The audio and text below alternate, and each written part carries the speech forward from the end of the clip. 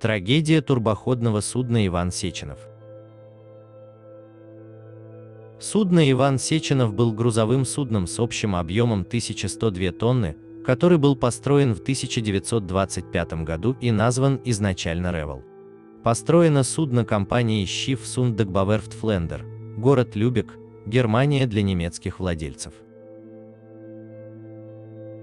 Судно имело длину 67 метров 20 сантиметров, ширину 10 метров 50 сантиметров. Судно приводился в движение паровой машиной тройного расширения, имевшей 16 цилиндров.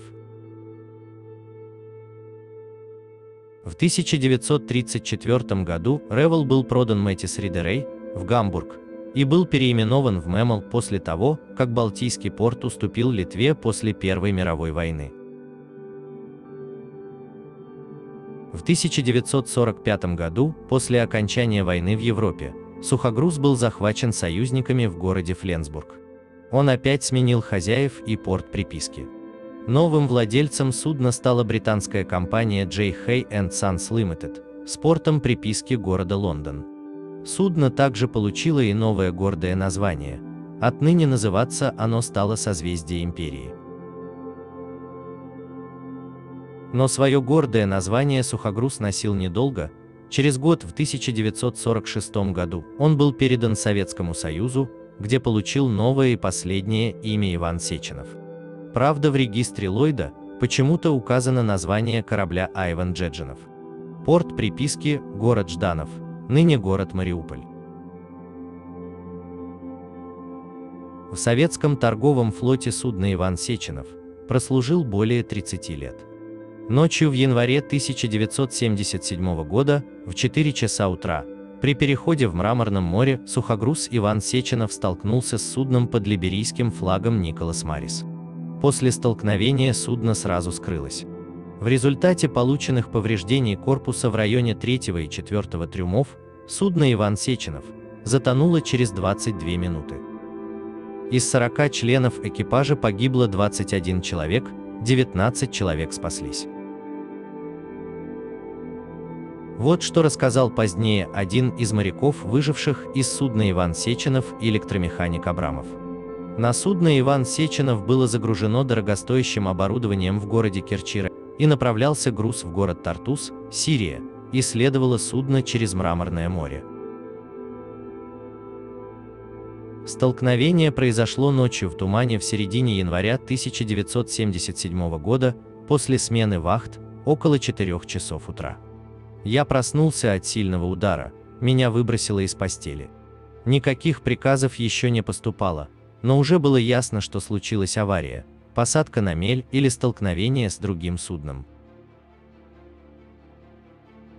Я побежал к главному распределительному щиту, сразу повалил сильный дым и послышался прерывающийся голос старпома, объявившего пожарную тревогу. Машинное отделение стало быстро заполняться водой, оттуда нас вывел старший механик. Капитан Леньшин Иван Петрович спустился на главную палубу и, осмотрев с планшире пробоину в борту в районе трюма, безнадежно махнул рукой и поспешил на капитанский мостик. До ближайшего берега оставалось менее 5 миль. Было принято решение попытаться выбросить судно на мель. Корабль дал большой крен на левый борт и корму, шлюпки стали заклинивать. Судно «Иван Сеченов» тонул кормой вниз, в районе 3 и 4 трюмов была огромная пробоина. Как оказалось, протаранил рудовоз «Николас Марис», форштевнем пропорол борт, разворотил внутренности и ушел, не оказав помощи. Однако после возобновления движения, при даче среднего хода вперед, судно достаточно быстро потеряло плавучесть, при этом шлюпка, висевшая на талях, оборвалась и перевернулась, люди, находившиеся в шлюпке, оказались в воде, а судно, не сбавляя хода, ушло под воду за 22 минуты. Из 40 членов экипажа спаслось 19 человек.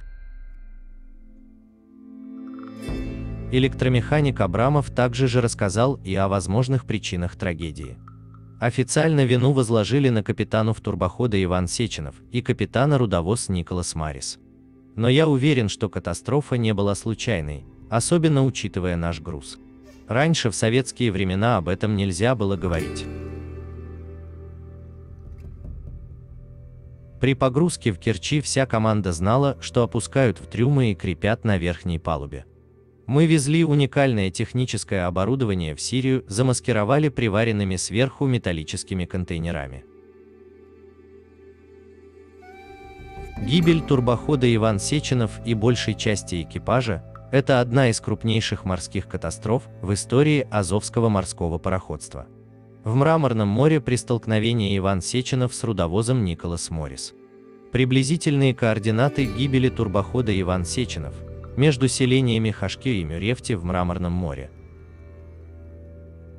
Светлая память всем морякам, кто не вернулся из того последнего трагического рейса турбохода Иван Сеченов. Насколько такой вывод приемлем в аварийных ситуациях, подобных турбоход Иван Сеченов, трудно судить. Заключение комиссии службы мореплавания Министерства морского флота по данной трагедии, находившейся в архиве. За давностью лет уже уничтожены, а из оставшихся в живых членов экипажа можно напомнить, воспоминая об этой истории.